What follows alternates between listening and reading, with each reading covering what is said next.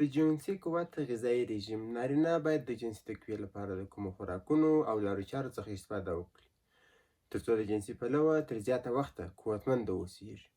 نن پر یو څو داسې طبي سپارښتنو خبرې وکړو چې نارینه جنسي آله قوي کوي او ورسره یو ځای د نارینه د جنسي مقاربت وخت هم زیاتوي. او دې باوجوده نارینه د ژوند تر زیاته وخته د جنسي پلوه فعاله ساتي. هغه خوراکونه او طریقې چې نارینه جنسي آلې ته تقویه ورکوي او ورسره یو ځای د جنسي مقاربت وخت هم زیاتوي په داسې ډول ورڅخه یادونه کوو لکه تور مرچ، اوږه، پیاز، کیله، سټراوبېري، هندوانه، انار، عسل، خرما له شیدو سره یو ځای، بادام، پسته او ممفلي.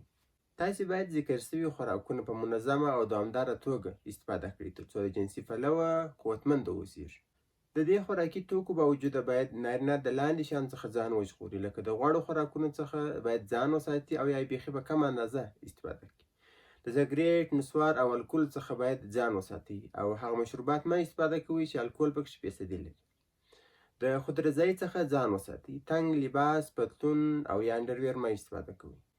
وزن مو نورمال وساتئ او د چاغښت څخه ځان وساتئ.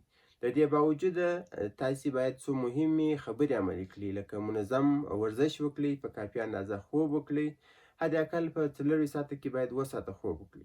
جنسي اړیکه په منظمه توګه یعنې په هفته کې 1 شپه ترسره کړئ.